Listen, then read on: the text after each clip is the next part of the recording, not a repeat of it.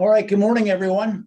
I think I see a massive list on the screen here at the conference room at the Attorney General's office.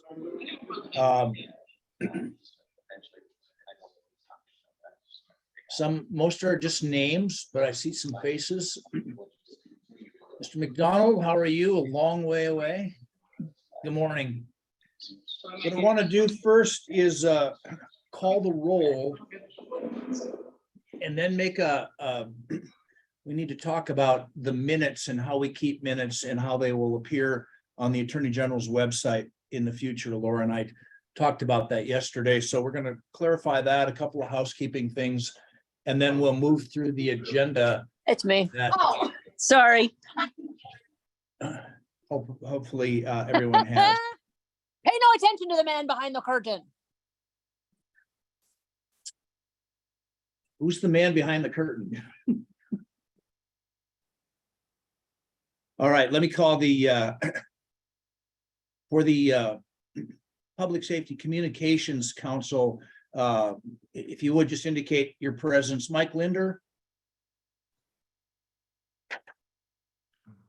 Lee Sullivan. I'm here. Lisa Mitchell.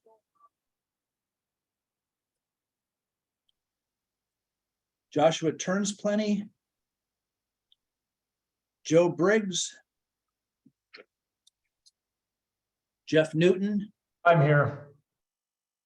Derek Yeager.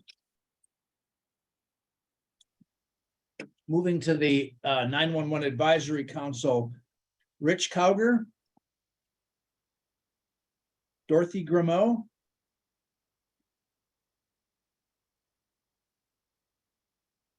Pat Roos. I'm sorry. This is Kimberly Brett. Burdick. I'm sitting in for Pat Roos. All right. Did you get that? Yep. Kimberly Burdick. I'm here. Jeannie Stapp. Jeff Newton. Yep, I'm here. And sorry, Jeremy Jenny Brooks. Staff is here. Thank you. Jeremy Verts. Scott Paul. Scott Paul is here. Tim Martindale. This is Adrian Beck filling in for Tim Martindale. Thank you. Misty Cool. Mike Dodo. Am I pronouncing that correctly? Jeff Feiss. I'm here. See Jeff there. Gary Evans.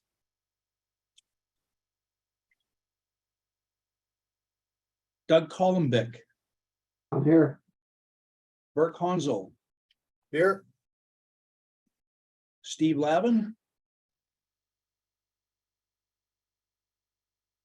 I see Major Barry in the left corner, who may be representing Montana Highway Patrol. Yes, sir. I'm the Highway Patrol Rep, Colonel Evans in the legislature. Good morning. And Gary McDonald. I'm here. All right. Good morning to all of you. So the housekeeping, when we talked about minutes, we record the minutes of this meeting, but we have an agenda. But as we looked at the open meeting law, and kudos to Laura for catching this, we're required to keep a written record of where things occur in the recording. So going forward, the agenda will have time marks on it where discussions on agenda items begin and end, just so everybody knows, and then the public will be able to access the information that we have. The agenda, let me just go through it and explain what we're going to do. I have some introductory comments. Mike Feldman is going to go first. He has an appointment, so he's going to need to leave before the meeting's over. He'll update us on the radio side of the world. Some frankly rather alarming news as far as radio budgeting that none of us saw coming. So we'll talk briefly about that. Quinn is going to update everybody on Next Gen 911 and the information that we received in the last part of December over a course of 2 days or 3? 2 days, that gets us to the bill that we're going to talk about that is now being carried by Representative Durham to get us what we need for funding for implementation of Next Gen 911. And then finally, at the end of the day, the city attorney from Hardin asked to discuss his bill and communications in Hardin. I just want to, I'm going to let the subject matter experts today talk about the things they need to talk about. But what I want to talk about briefly is the reality of our world. As I let the Attorney General know what this council is doing, the advice that he is getting from this council. We're working very, very hard on Next Gen 911. We've gone leaps and bounds from where we were when I came on this council after Chris tapped out. And I just want to make sure everybody understands that I've been to a couple of gatherings at the Capitol as they get together and talk about excess money and spending money. And I frankly don't have an appetite anymore for that this council or the Attorney General, the Department of Justice has done nothing with regard to Next Gen 911. I've sort of sat silent. I don't intend to sit silent any longer because nothing could be further from the truth. This council has given the Attorney General great advice. We took that advice, and as Quinn will update you, we are staged to make a big movement across the state, everywhere from Dillon to Plentywood in Next Gen 911. And it's an exciting time. So to the extent that we can discuss differences in how do we best do this, but my focus and the focus of the Attorney General is every county in this state, every person in this state. Emergencies are no different in big cities than they are in little cities. With regard to the radio, Mike will tell you about the bill that the governor's budget includes paying off the existing radio debt. As all of you know, we have a massive amount of surplus and everybody wants a piece of it. The governor's office decided that debt should be paid off, but we have a problem going forward that we'll briefly talk about. We absolutely don't know as we sit here today because it's brand new. Then the last thing I want to discuss, and this is sort of related to the work of the council and the work of both councils as we kind of work together and talk about communications for emergency services across the state. I want to emphatically say, I've told every representative I've talked to, the Next Gen 911 bill is not about taking any money, and I mean any money, and spending it on radio. I'm frankly tired of hearing that. It's not going to happen. It's never been discussed. And I want this council to know that. I've made sure that the Attorney General knows that. That's not what we're doing. We are implementing Next Gen 911 for emergency services across the state. As we go forward and technology advances, and we have to admit and agree that 911 communication systems involve all sorts of things, including land mobile radio, digital, all things digital in the communications world.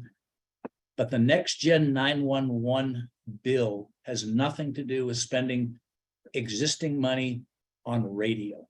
So with that, Mike, are you ready to go? Yes, sir. Thank you, David. All right. So the purpose of this meeting is mainly to give a legislative update. And in order to do that, I think I'll go back to where we've been in the past that leads us up to where we are here today. Back in 2019, the legislature funded statewide public safety communications with 3.75 million per year. And that annual appropriation, it was to upgrade, maintain, and sustain the existing radio system that we had at the time. We got a authority or administrative authority over that radio system in 2017, but we got the funding in 19. And then with that funding in 2020, we upgraded dispatch center consoles of all the dispatch centers that were connected to the statewide system.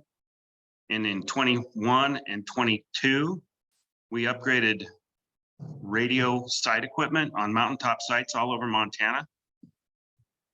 In 2022, we upgraded the microwave network. And we're about 3/4 of the way done with that microwave network upgrade. And then we did slightly expand the radio system to areas that it didn't cover before. We did that with the Gallatin County opting out, and we had already purchased radio equipment. So we moved that equipment to other places across the state. So we have slight expansion from that. But we also have slight expansion from counties and cities and local governments also adding equipment to the statewide system. Yellowstone County did that with some dispatch consoles for county operations, and then recently City of Billings did that or entered into a contract to add their dispatch consoles to the equipment. And then in previous meetings, Commissioner McDonald has stated, what Roosevelt County's doing up there by adding a radio site and dispatch consoles and to the system. And so there has been slight expansion, and just due to the Gallatin upgrade. But by no means does the statewide system cover the entire state. So in 2021, the DOJ sought to expand the radio system with new money, with mostly due to ARPA money being injected due to the COVID emergency. In Montana, in the 2021 legislature made ARPA commissions to deliver that COVID relief money to the state. But when we went to apply via the commissions, we were declared ineligible. A radio expansion project was not an eligible expanse through the commissions that were established from the 2021 legislature. DOJ staff, Laura and I have worked hard trying to run down every opportunity for funding that we could come up with to expand radio coverage, and we haven't found that yet.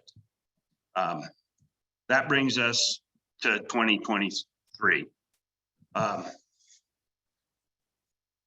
On the first day of the legislature, well, actually the second day of the legislature, Governor Gianforte's budget was presented to the Joint Senate Finance and Claims and House Appropriations Commission. And Governor Gianforte's executive budget included $35 million to pay off the debt of the DOJ radio project. We incurred that debt when we contracted with the microwave folks and radio equipment folks and upgraded all that equipment all across the state. With the 3.75 annual appropriation, we've been paying off that debt year by year. But we still have debt left. Governor Gianforte's budget director, Ryan Osmondson, on day 2 of the legislature, presented to the Joint House Appropriations and Finance and Claims Committees the entire governor's budget, but within that budget was a portion that they called debt-free 2023. Debt-free 2023, that portion of the budget called for paying off the state's debt. The state had debt in a bunch of different areas, but radio was one of them. So I was really kind of taken aback because this, in the past legislative sessions, radio, statewide radio was always one of the very last things considered in the legislatures. And then here in this legislature, I see the budget director on day 2 of the session presenting to take care of the radio program. So that was nice. And then that presentation later in the session led to House Bill 251. House Bill 251 is sponsored by Representative Lou Jones and has so far had hearings in the House Tax Committee and the House Appropriations Committee. It was voted on in those committees, and it went to the floor of the House and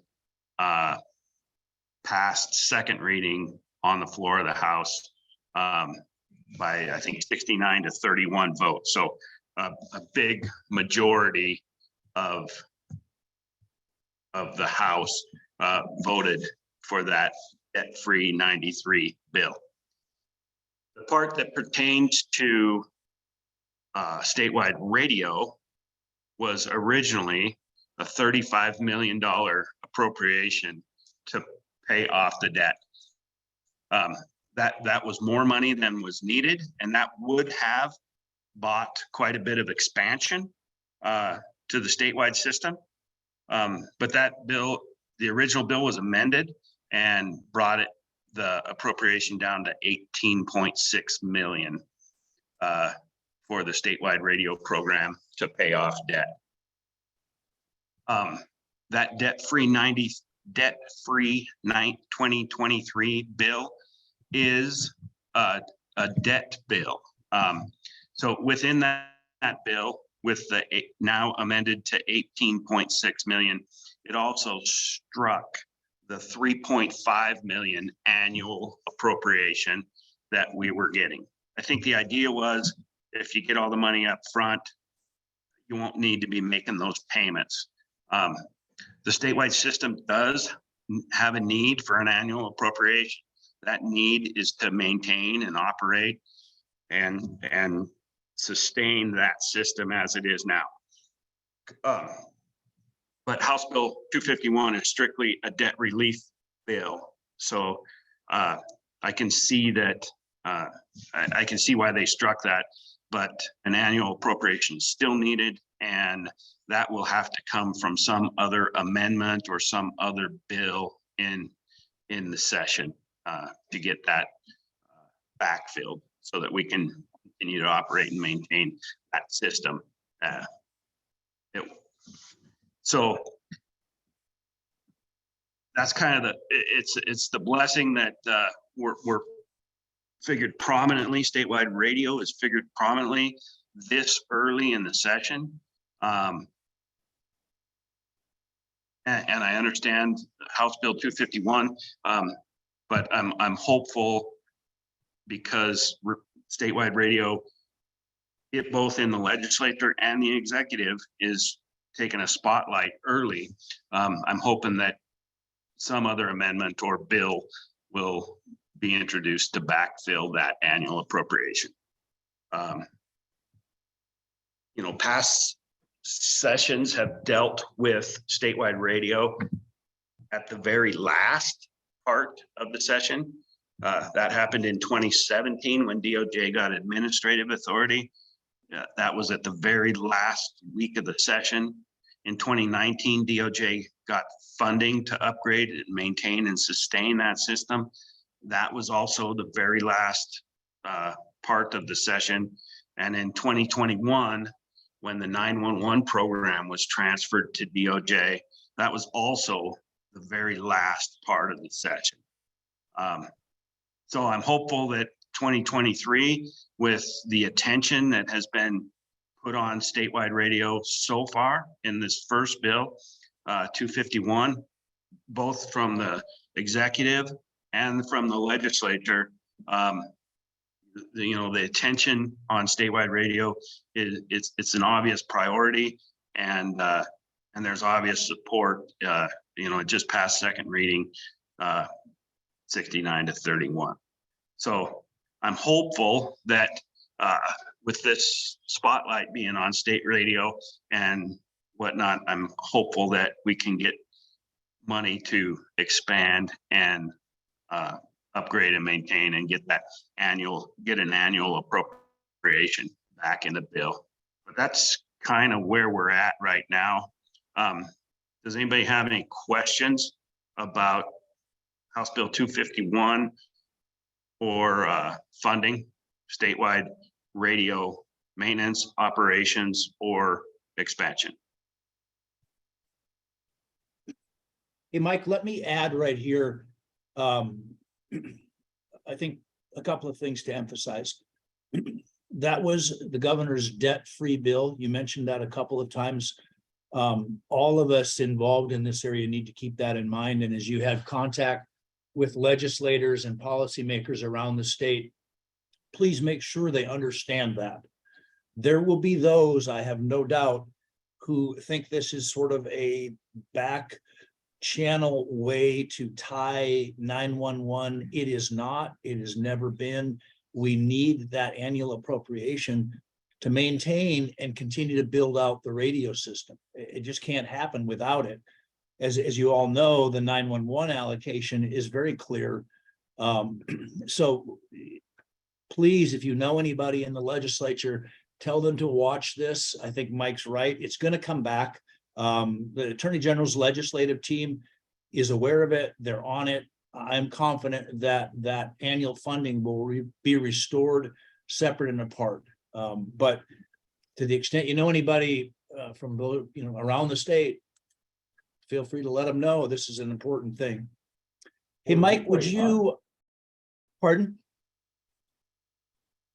Mike, would you, before you check out and go to your appointment, share with the radio side or everybody the recent doings that didn't cost us any money that helped the radio system or eventually will?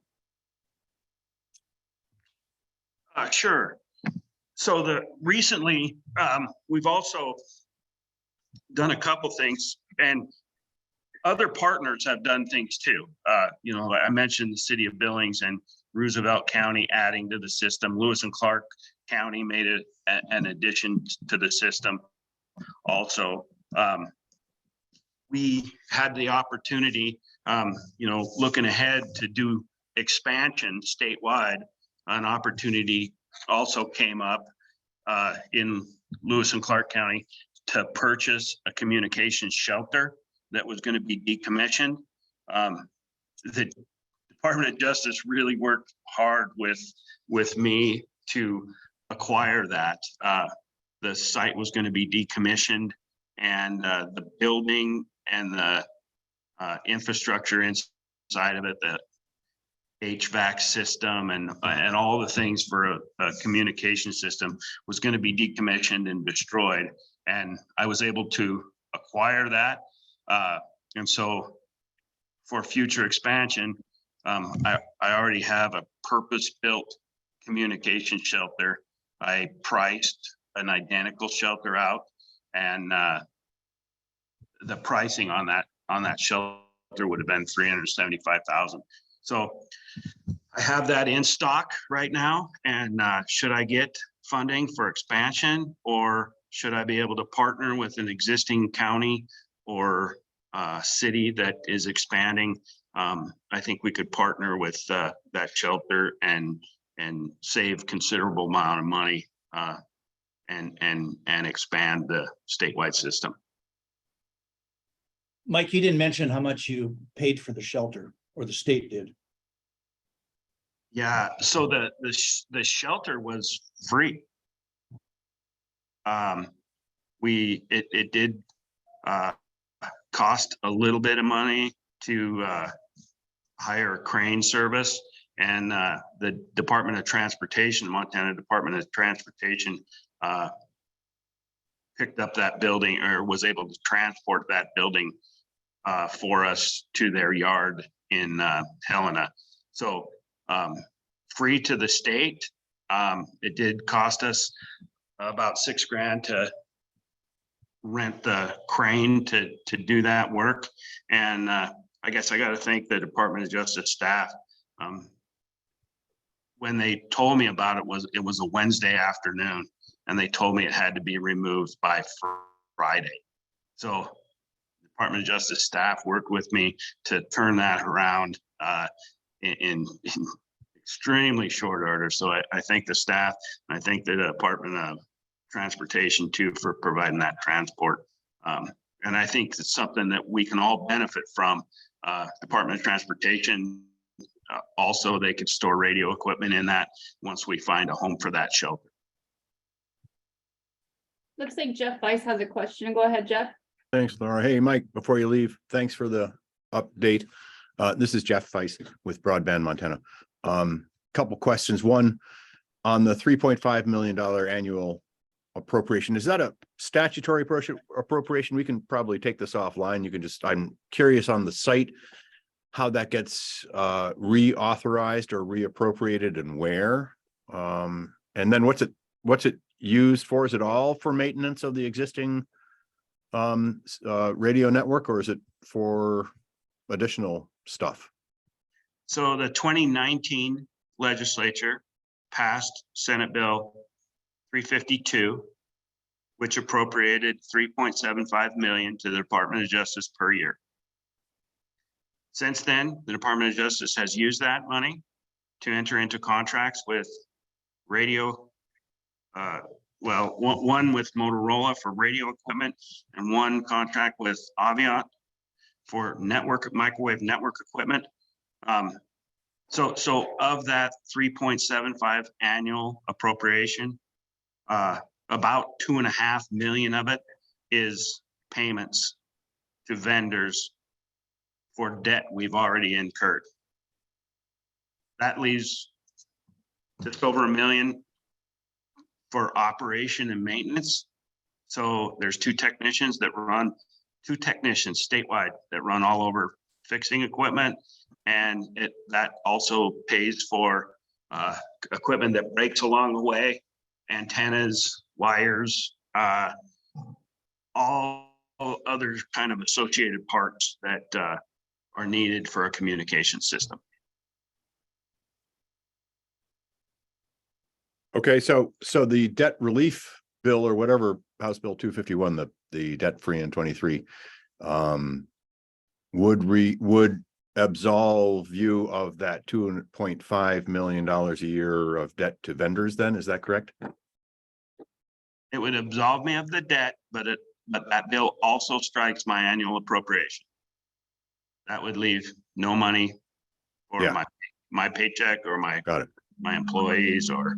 Okay. But I'm hopeful that, because it's an issue, it's been an issue, presented on day 2 of the legislature, the radio funding issue. I'm hopeful that can be backfilled in some other bill or amendment or something. Okay. Hey, Jeff. Yeah.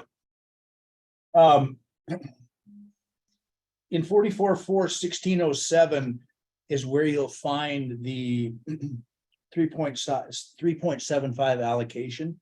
And then in House Bill 251 on page 6, you'll see where they strike it because it was supposed to end June 30th, 2029. And the governor's bill has it ending June 30, 2023. So that's where you'll find the operative language. Cool. Thanks.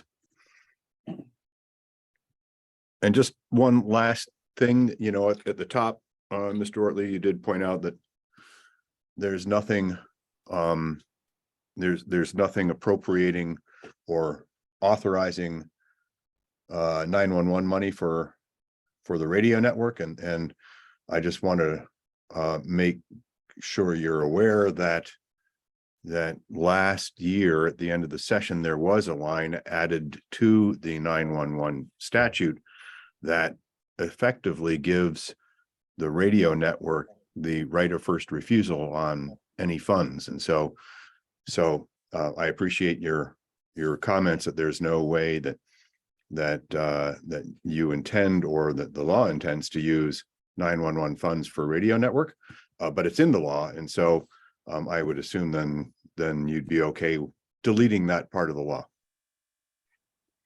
Which section are you specifically referring to? Oh, I was afraid you were going to ask me that. It is in section 10-4. 10-4 something 3 probably. Where was that? All right, let me- it's subsection 2 in 10-4-304. Yeah, I think we're gonna talk more about this when we get to the 911 side, and I want to kick Mike Yeah. loose because he's got an appointment he needs Cool. to go to. You found it. That, Yeah, that that's of the section. course is the, is one of those elephants in the room that we need to talk about. But let's wait till we get to the 911 side. Perfect. Thanks. Thanks, Mike. Thanks, Dave. You bet. Anybody else have questions for Mike?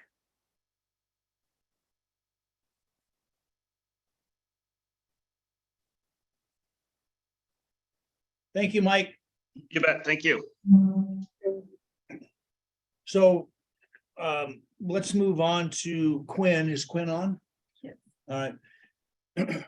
As we listen to Quinn, and he's going to update the council on frankly, the amazing presentations that let me just sort of backfill and remind you that we, in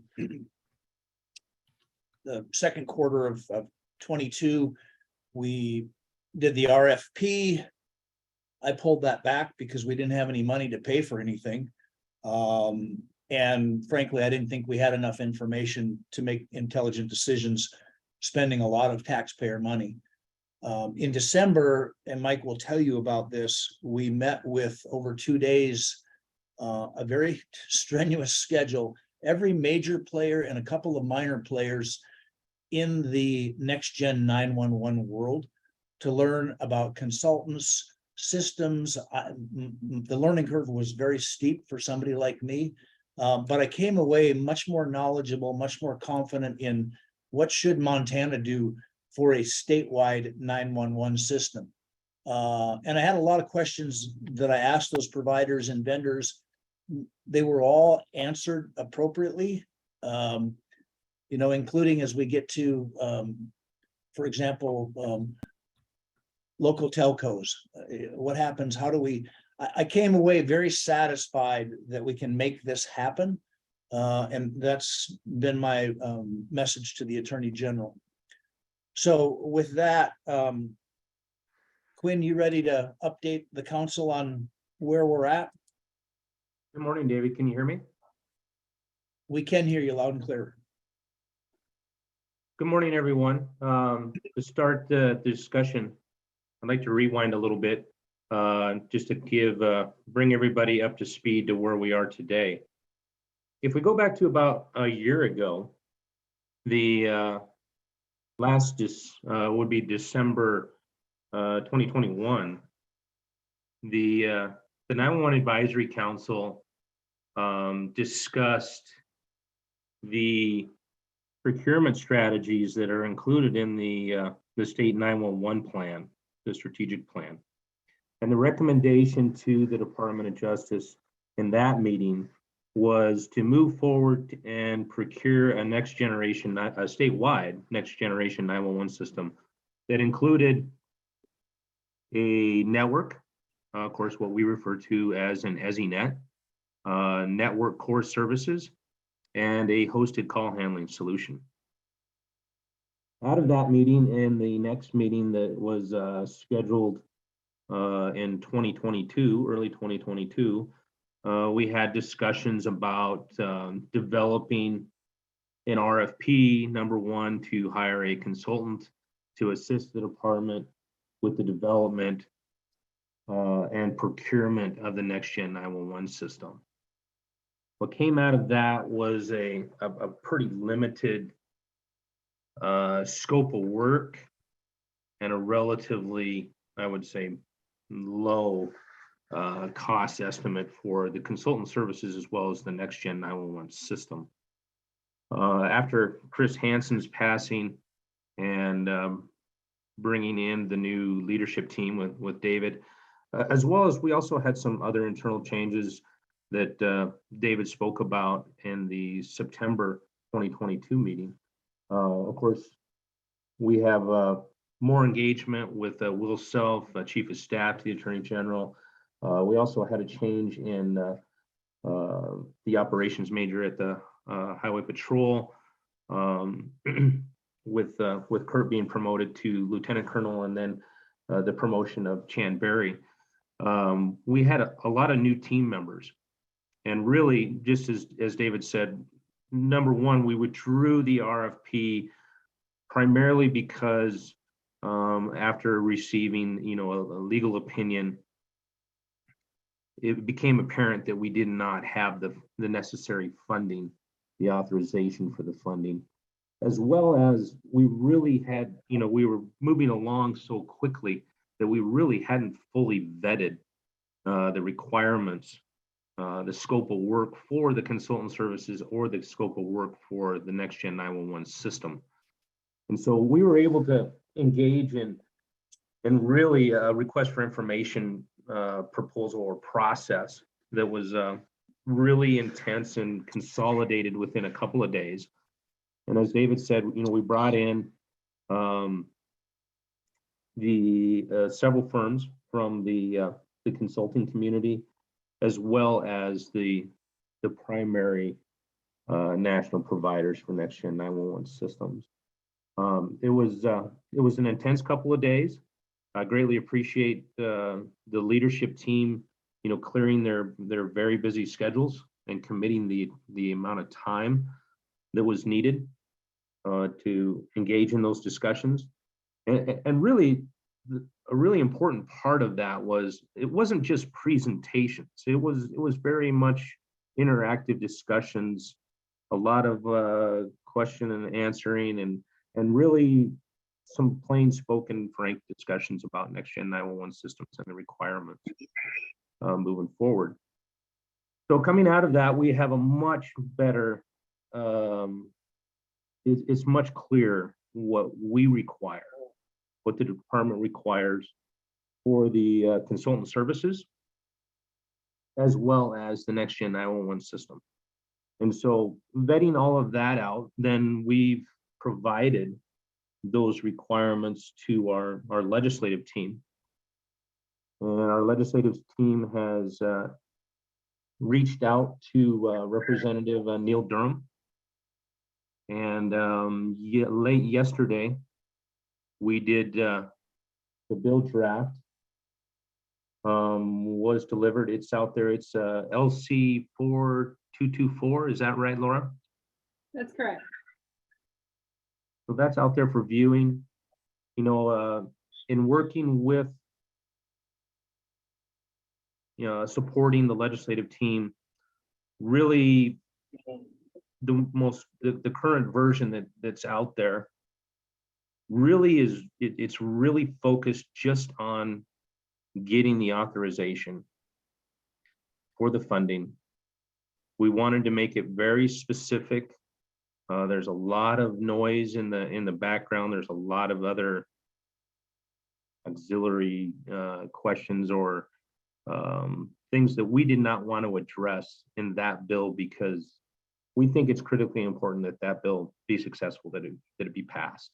And we didn't want it to, what we were hearing from the legislative team is they really thought that that would be the best strategy. So that all of you know, we've already started, Laura and I have started kind of a list of, should we say, cleanup legislation. We'll continue to develop that over the next couple of years so that, so we fully, the department fully anticipates that there'll be a cleanup bill in the 2025 legislative session. So with that, can you pull up the bill draft on the screen for everyone to see, Laura? Sure. Yep.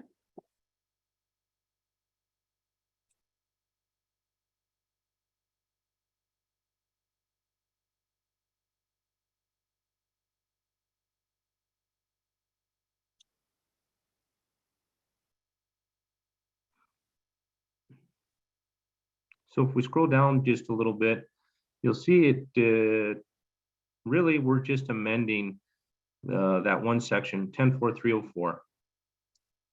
And we just changed the allocation percentages. The 25% of the total funds that go to the grant account. We reduced that to 7%. So we want to continue to support our rural wireless providers in their cost recovery requests and needs, as well as we would continue to pay out the remaining grant contracts. So the 7% we estimate to be about $1 million annually. And so we would continue to operate the grant program and fully embrace the priorities that are in 10.4.306 as far as we're going to fund the wireless provider cost recovery request first. Then the rest of the portion of the 25%, the remaining 18% will be allocated for the statewide next generation 911 system. That will go to the Department of Justice for the procurement, for the consultant, as well as the statewide system. And then if you scroll down a little bit further, Laura, there's a amendment in inserting section 6, which just transfers the balance in the grant account to the newly created next generation 911 system account. So the information that we gathered in December, that would be the minimum amount of funding that we need to procure and deploy a statewide next generation 911 system. It's pretty simple. Those are the only elements of the bill.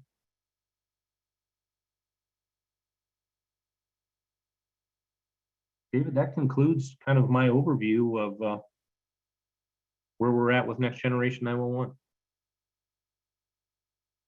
All right. This sort of threw twists and turns to me. And before I talk about the elephant on the paper, my position advising the Attorney General is an emergency in Wolf Point is no different, no less important than one in Phillipsburg or Kalispell or Billings. So as I look at my involvement on behalf of the Attorney General in establishing a next gen 911 and its close cousin, a statewide radio system, I can't ignore that they are so closely related, and as technology advances, they sort of become joined at the hip. I mean, that's the reality of digital world and all things that help us. But Attorney General Knudsen is committed to serving the entire state. So with that, Jeff, let me go back to your question. And this really is, as I talk to, it doesn't matter who, MACOP, MACO, MMIA, the topic is used for public safety radio communications if allowable. I wasn't around when that language was inserted at the end of a session, and I have yet to find anybody who can tell me why it was inserted. Jeff, your question was, are we willing to, in this bill, eliminate that language? As we sit here today, I don't know the answer to that because I don't know what the governor's intent is on striking the annual allocation for radio. I was not a part of any discussion. I frankly don't know. If we have an annual allocation and that money that's allocated in 10-4304 is sufficient to establish a statewide next gen 911, maintain that, still do the grant account, still make distributions to the local entities. If there's sufficient money and we have a radio account, we don't need that language. But we don't know that today because I don't know what's going on over at the Capitol. We need to find that out, and not just the Attorney General's office, but Jeff, you need to find that out. Commissioner McDonald needs to know for county commissioners. We all need an answer to that question before we can intelligently say that language means nothing, or that language is important or may be important in the future once next gen 911 is built out and digital radios and radio communications sort of create this statewide communication system that is no longer two separate components. So Jeff, I don't know if that adequately answers your question or not, but it's as much as I can come up with today. I mean, there's people on this council that are much smarter than I when it comes to this stuff, but that's kind of where I'm at this morning.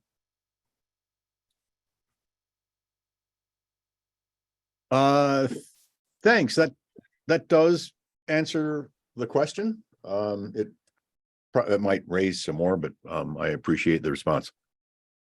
Yeah, I think this is just a discussion we all need to have at a really deep level going forward.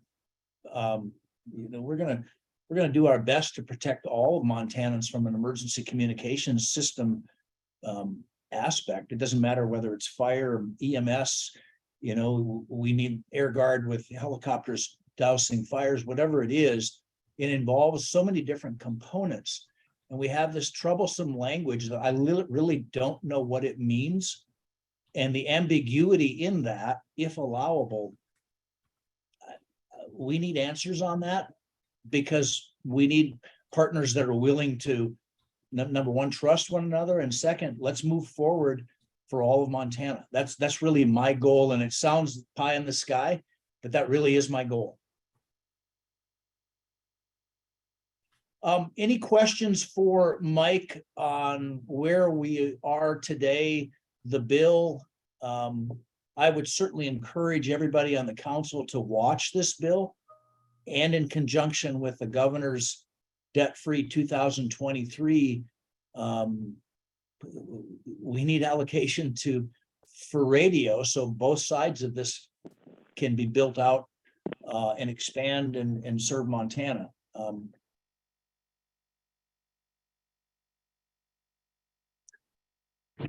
All right. Hi, Yeah, go ahead. this is Kimberly Burdick. I represent Montana APCO, but I am also part of a small sheriff's office over in Fort Benton, Choteau County. Currently retired, but I've been pretty involved in everything 911 for a number of years.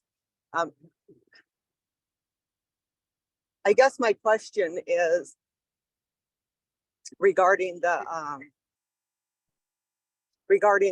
4224.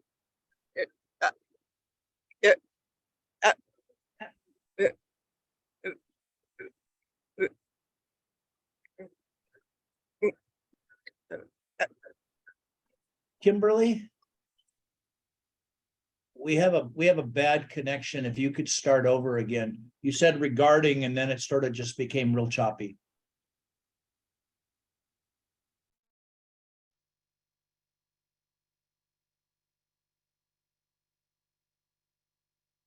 Kimberly, you're muted. Oh. Kimberly, you're still muted. If you can hear me, you were completely cut off. I'm going to try to get into service. All right. Yeah, once you're back in service, let us know. Anybody else have questions, comments? The last thing on the agenda is the city Oh, attorney. I think I'm good now. Yeah, you're good now. Go ahead. Okay, so my question, not necessarily for 224, but Quinn had talked about the presentations that had been made already regarding the EZNet. So is that something that we're going to be privy to as far as knowing who those vendors are? And what they've said is they're going to be a vote anytime in the future, any decisions made about if there's any decisions to be made, I guess, about who is going to be building out the EZNet. Quinn, you David, want me this to is- start? David, go ahead and start, and then I'll come in behind you with kind of a technical discussion about the process. Okay, yeah, great question, Kimberly. There's complete transparency in this. I have stacks of information here that anybody can have. We heard from Motorola, Lumen, Intrado, AT&T, Federal Engineering. On the consultant side, Mission Critical Partners, And Third Signal. Third Signal, the major players and one small one. And we heard as Mike said earlier, it was a presentation, but it was more of a discussion. I mean, it was truly amazing because we were able to ask questions. How do we do this? I would encourage all of you to, we learned a lot about the success recently in Utah. They have implemented an XGen 911, similar state, similar problems. Big state, not as big as Montana, but similar geography.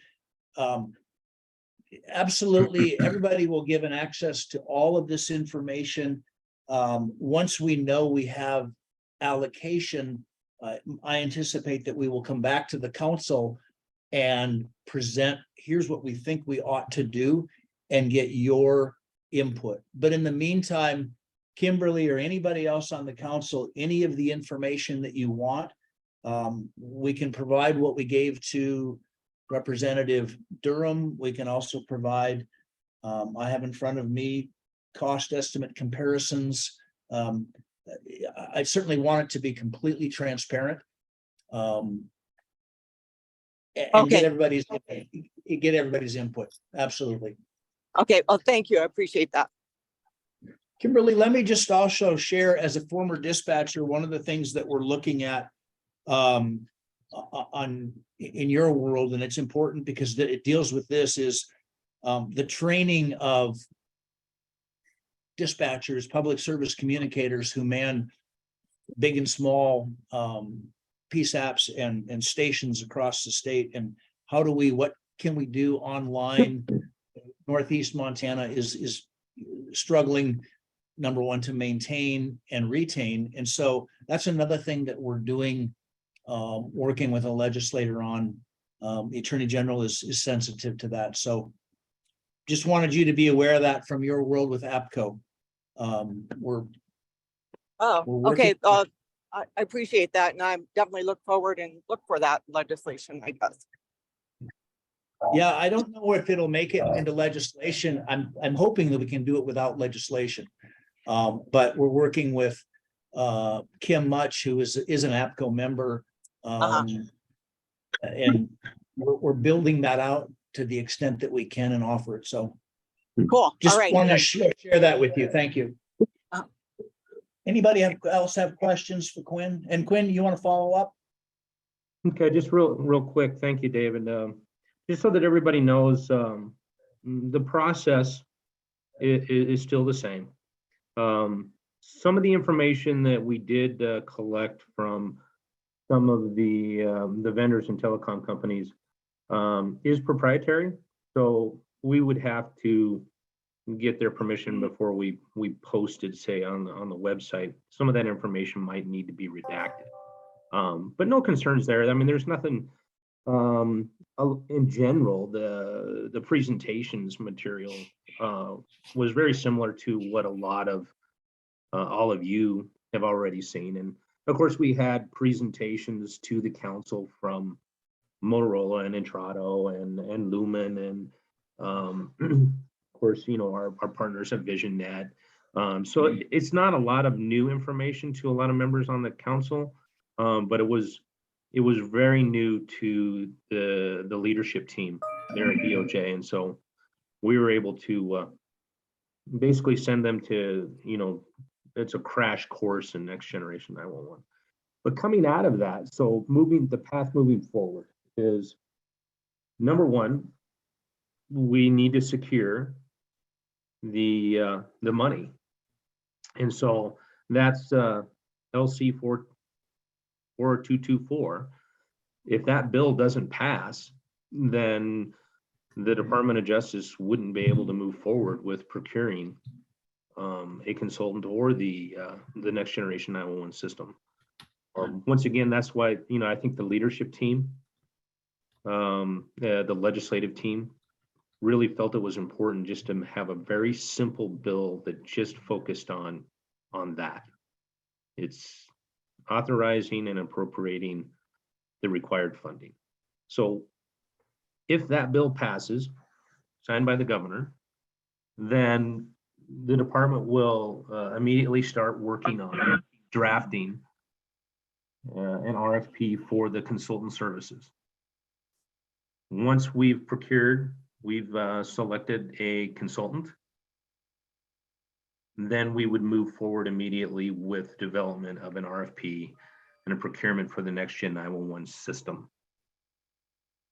So that's kind of the path moving forward. And it goes without saying, you know, after the legislative session and the bill passes, we would continue to provide the council updates as we progress with those procurements. Any other questions on the process moving forward? And I guess one final thing, as far as adding, David had a pretty complete list of, so on the consultant side, the consulting firms that we heard that we engaged with was Third Signal, Mission Critical Partners, Federal Engineering. On the next gen 911 system, EZNet side was VisionNet, Lumen, AT&T, Motorola, and Intrado. Any questions about the process and the path moving forward? Mike, let me follow up, or Quinn, for the benefit of the council. I think what was most enlightening for me as a decision maker was learning about the pros and cons of different types of systems, different types of relationships, contractual and working. What's the end result to, you know, the local company if you hire a major contractor to come in, and how everything just continued to flow down. It didn't result in the loss of any local jobs, local resources, because they just contract with everybody. And then the whole idea of, should you just go with a consultant and let the consultant do the RFP, hire the company or the companies that implement, or do you just avoid the consultant and go with the company that implements, you know, puts all of the hardware in place? That relationship between consultant and ultimately the provider, the person that is doing it over a long term, I learned so much about that and the benefit of having a consultant that we as a state hold responsible for the good things, the failures, you know, outages, fixing. It was extremely important for me to learn that, to be able to share with the Attorney General, his policy advisors, like, what should we do? Which is why I encourage you, go look at Utah and see what they did. We're not the first to do this in a state like ours, and there's a lot that we can learn from all of these vendors. And that's what I came away with, is I learned a lot more of what worked, what didn't, and knowing that they all want a piece of the pie. There's no question about it. I get that, but I'm more again concerned with what serves all of Montana Please look at that information. If there's no other questions, is Not sure if Jordan's on. Jordan on? Jordan, are you on?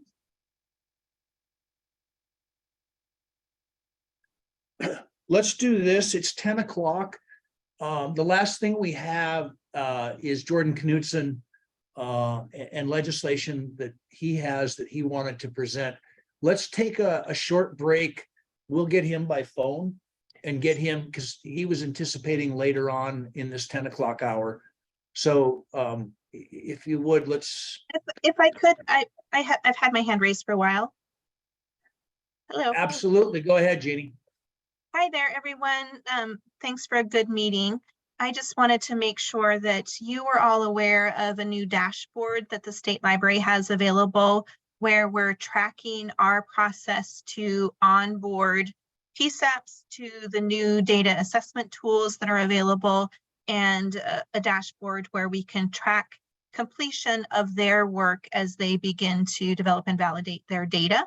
This is an important measure for us in our success of using the 911 funds appropriated to the State Library to help with the critical GIS component of implementing NextGen 911. So I encourage you to take a look at that. We're happy to have this as a standing report on future advisory committee agenda items. And then Quinn and David, I just wanted to really emphasize that you have deep subject matter expertise on this council.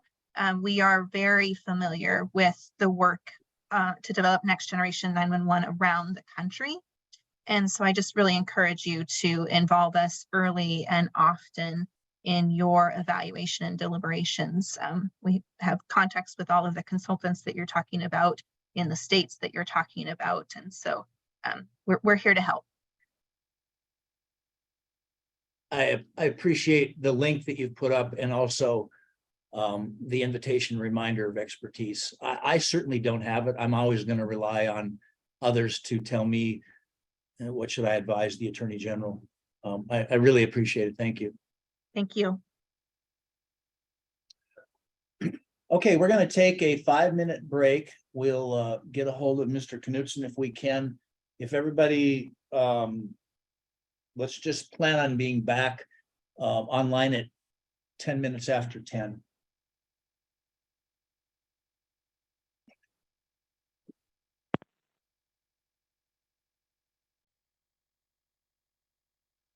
Morning.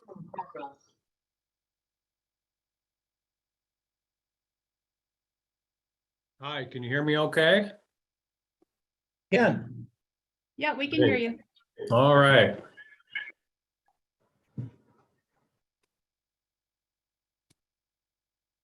it's all you. Okay, my name's Jordan Knudsen. I'm not sure who all is on right now. I'm the Hardin City Attorney. I was asked to talk a little bit about House Bill 236 carried by Paul Green. Are you guys okay with me sharing my screen just to kind of help me along? Okay, Yeah. I'll do Yeah, that. in a please do. minute.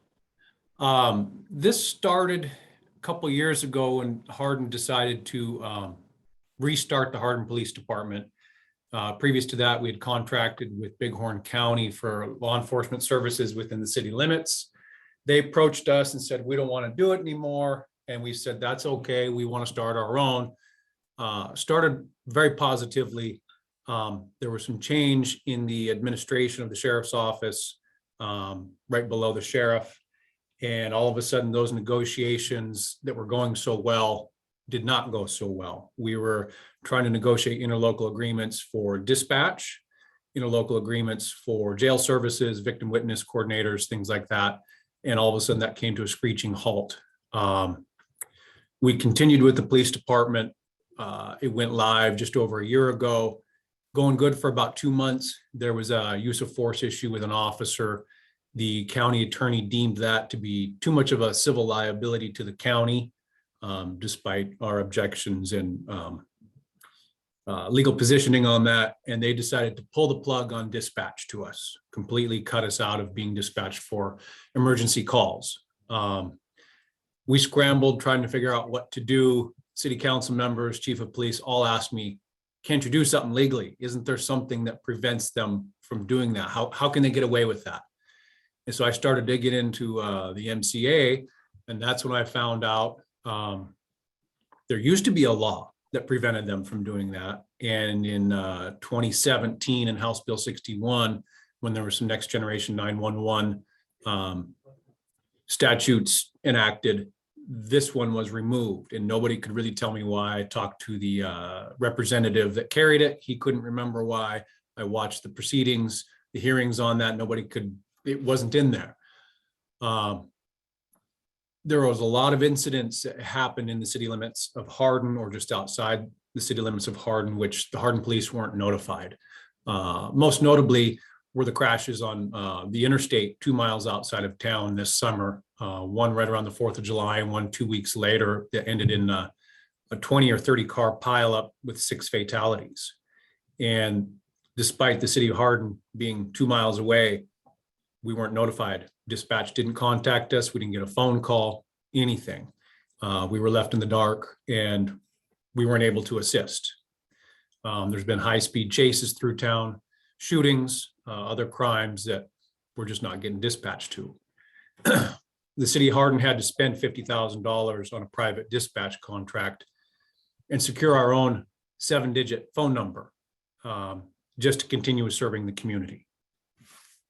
So that gets us to where we are now. I asked Representative Paul Green to carry a bill to pretty much replace what you see now. Do you see my screen now? Yep. We do.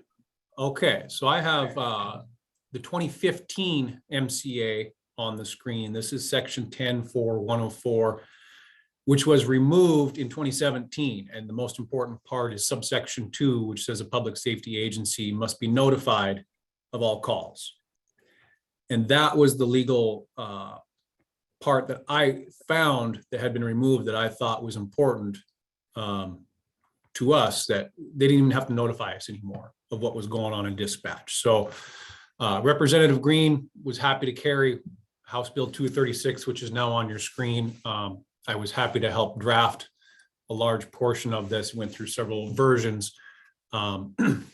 Basically, what you see on subsection 1 here is that it's the notification language again, with a little bit of adjustment. We put the word immediately in front of the word notify because we didn't want there to be any question of what notifying meant. We didn't want a PSAP to say, we'll notify you when we feel like it. We'll notify you at the end of the year. We'll give you a report of all the calls. We want it to be pretty clear that they have to notify us right now. And then we added a little bit of language on the end of that, that they have to transfer or relay that communication to us, those terms being specific terms in other parts of 911 statutes. You can see subsections 2 and 3 down here have been amended out, have been struck. The original intent of those was to provide small agencies, law enforcement agencies, free dispatch if they served a jurisdiction of 10,000 or less, and large agencies could enter into interlocal agreements and pay for that. It was never my intention to blow up anybody's existing contracts. I know that's where the pushback came from.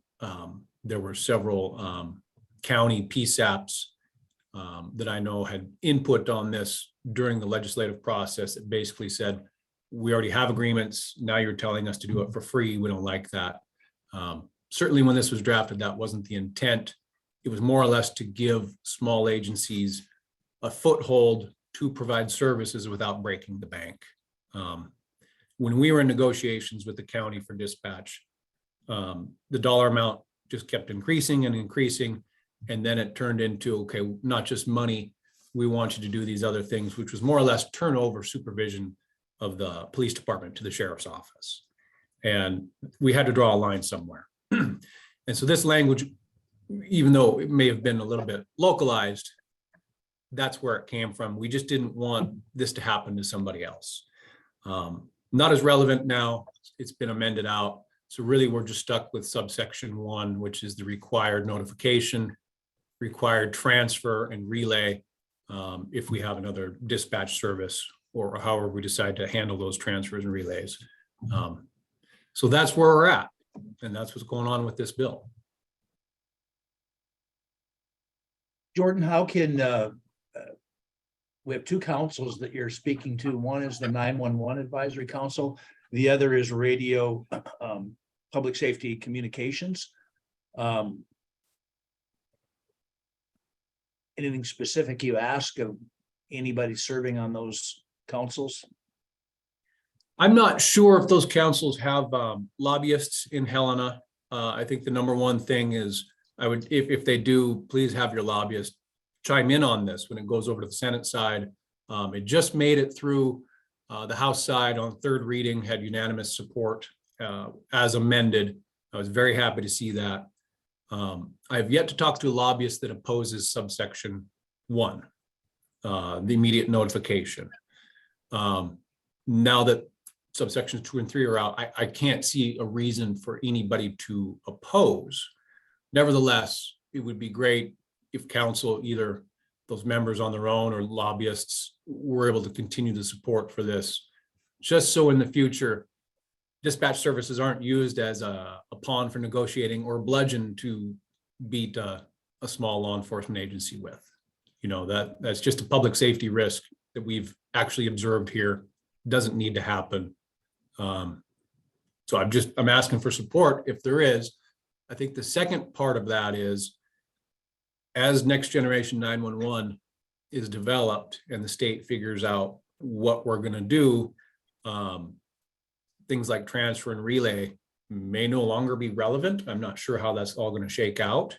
If there's a large centralized dispatch or regional dispatch, it's all going to be, my understanding, digital. These things may not be relevant. I'm not sure. So that'd be the other thing to keep in mind is if this law goes into effect and there's a requirement to transfer and relay, and like we have our private dispatch in the future as Next Generation 911 is developed, how does that all shake out?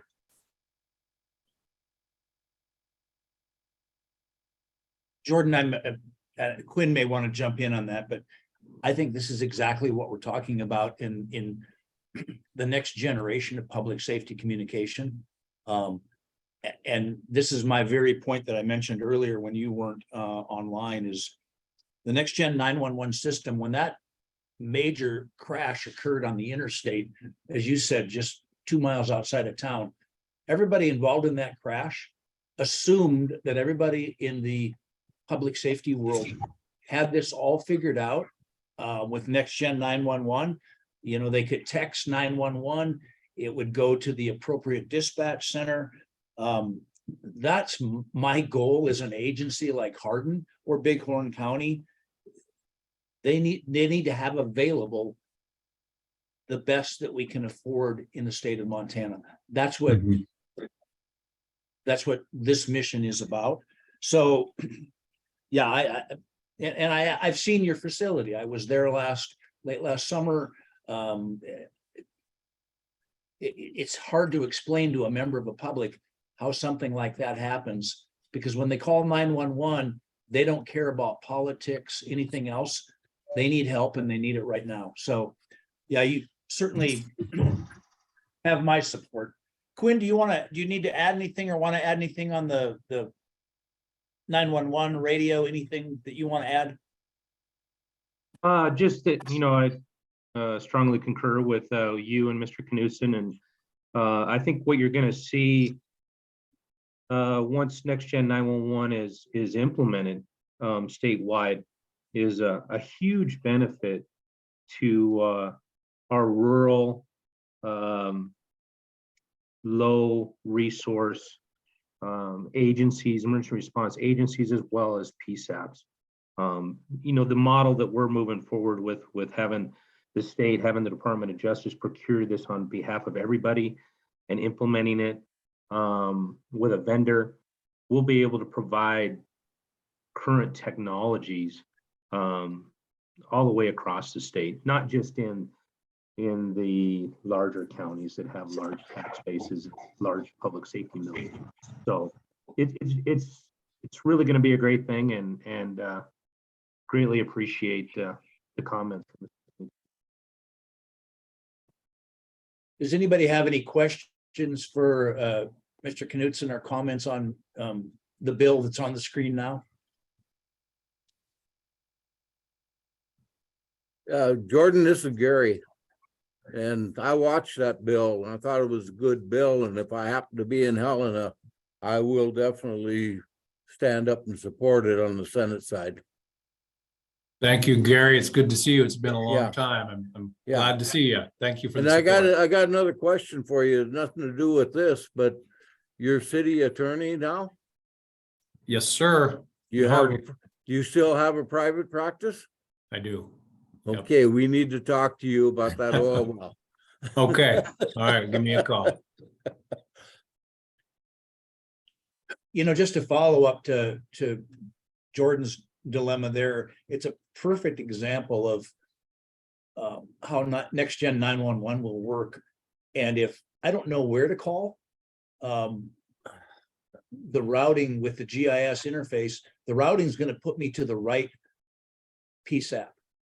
And Next Gen 911, I shouldn't call a small jurisdiction and get somebody on the phone that says, wrong number, you need to call this number. There should be interoperability that immediately transfers, does that dispatch, that notification to the appropriate agency. That's the stuff we're talking about. And I don't think this will ever happen again like it did in Jordan, in your jurisdiction. So I'm quite optimistic that we will get there. Yeah, and I'm glad to see that that's going forward. I think this statute's going to be kind of short-lived, prevent it from happening again, whether here or other jurisdictions. But you know, especially if dispatch becomes a statewide service or even regional, it'd be less of an issue. But I was surprised to hear when I went to Helena to help present on the first reading of this in committee, this has happened to other jurisdictions in the past. And I was blown away because I thought it was just us. And we had a lot of support, and there were actually members of the legislature themselves that were in law enforcement in the past that had issues like this. And I think that was part of the reason for a lot of the support of it was a problem, not just here in Hardin. Well, let's keep moving forward, and hopefully these just become stories of the past, and that they don't happen once we build out both the radio side and the Next Gen 911 side. Right. All right, thank you very much.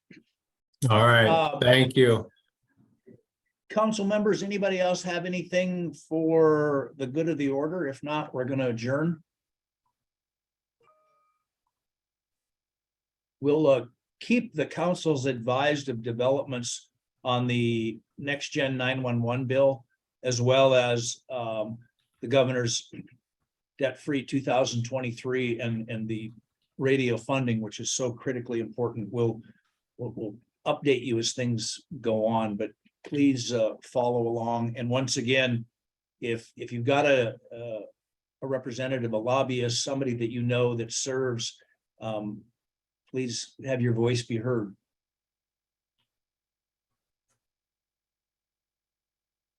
All right, anything else, Laura? Not for me. All right, well, thank you all. Have I heard somebody early on, a break in the weather, a warming trend, and that's happening here. I'm not sure about the Flathead and other areas that I travel to, but enjoy the rest of your week. And we do know that based on the Pennsylvania, that we have at least 6 more weeks of winter, so hunker down. Hopefully it won't be as bad as it's been. Okay, Thank you. We'll Thank adjourn. you. thank you, thank you. We open bids on Tuesday.